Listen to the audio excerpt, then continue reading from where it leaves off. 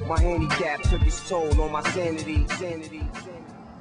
In 2002, I was in a motor vehicle accident, which left me paralyzed.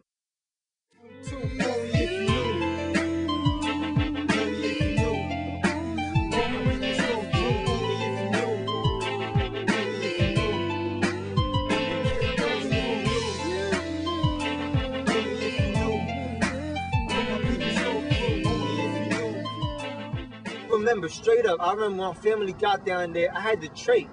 I had a trach in my neck. I was on life support. I could not breathe. Both my lungs had cuts. I had tubes coming in me from every which direction. This is not going nowhere. Every day it's pains, it's pins and needles, fire in my legs. It feels like icy hot in my legs. That's what paralysis is. I don't even complain about it. I make this look easy, straight like that. That's why I will not lose. I ain't no chump sucker free. I'm talking about permanent physical suffering. You know nothing about that. You just complain cause you stress. Nigga, my pain's in the flesh. And through the years that pain became my friend. My friend fell asleep behind the wheel, now I'm paralyzed. I'm trapped in my own body. I'm a prisoner of my own skin.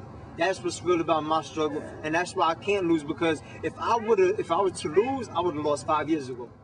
In 2006, I did the New York City Marathon. That was my first marathon. The race is 26.2 miles.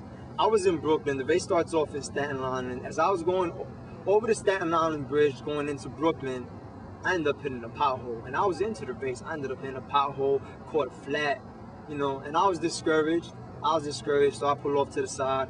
I had to wait for the fix-a-flat guy to come, put air in the tire. But then another blessing came. This guy on the side was like, I know about bikes. Comes over, starts taking this stuff apart. Starts looking out for me.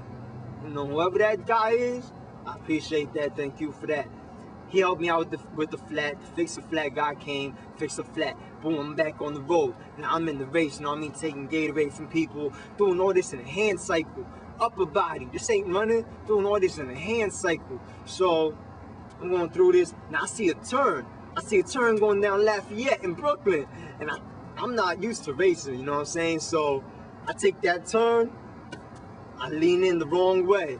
The whole bike flipped, I ate it, fell on my shoulder, ate it, skid it, you know what I mean? Then the police officer came over and an individual from the crowd came over to pick me up, and the crowd was just like, oh, like when I fell, you know, everybody was kind of in shock a little bit, but I was all right. So I told when they flipped me over, I was like, I'm good.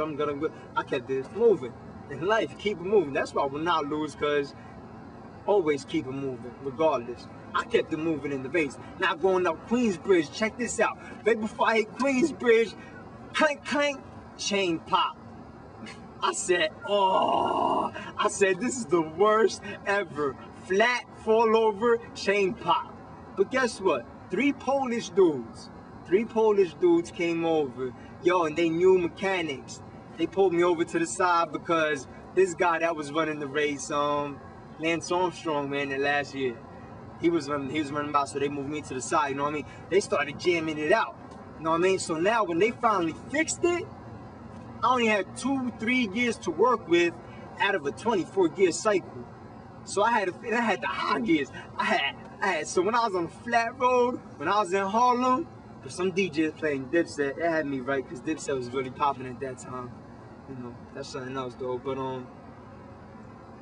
yeah, then the chain popped, but still I kept it moving. But going every mile, that showed me that if you believe in yourself, you could really do anything.